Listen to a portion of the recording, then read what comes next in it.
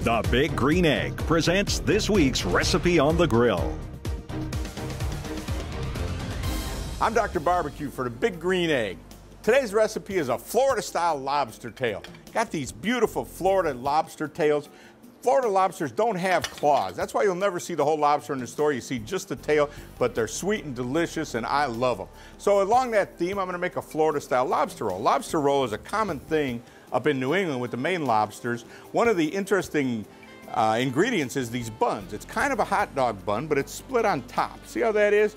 I was lucky to find these in Florida. Look around, you might. If not, you can use a regular hot dog bun. And I'm gonna use some other good Florida ingredients, but first I gotta cook the lobster tails. So I'm gonna brush them with some melted butter. I've added just a little bit of garlic powder to the melted butter, just a little bit extra flavor. Had the fish man cut these and he sets them up on top of the tail for me like that and scored them so they'll cook nice and even. They just look great. And just a little bit of salt and pepper.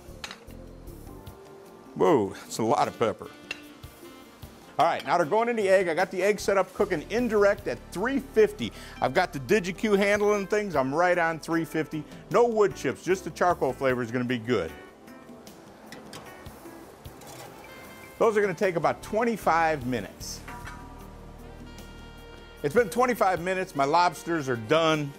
They don't take very long. It's kind of like baking them in there at 350 indirect. They look great.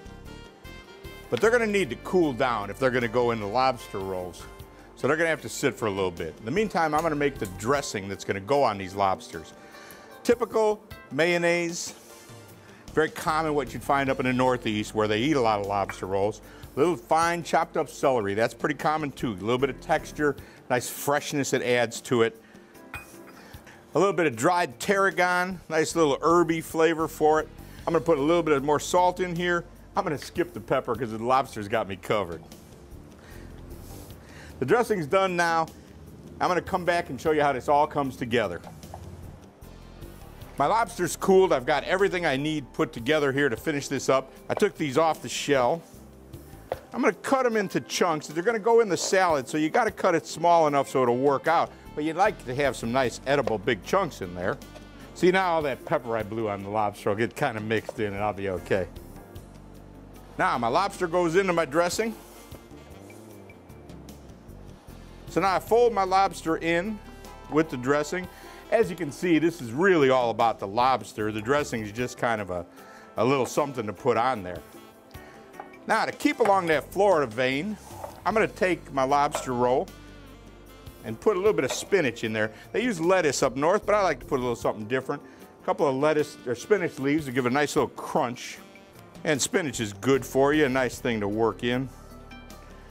As if you need a reason to eat the lobster roll. And then I like to add a little bit of Florida avocado.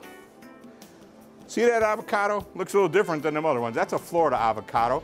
The avocado and the orange and the Florida lobsters makes this a Florida-style lobster roll. And now I put the lobster roll stuff in there. Remember, I had mayo and celery and a little bit of tarragon and orange zest and a whole bunch of lobster meat. I think you're gonna like this. The orange really is an interesting twist. And of course, with all that lobster meat in there, you can't go wrong.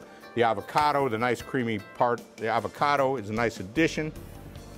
There you go. This is the Florida-style lobster roll on Fish in the Flats.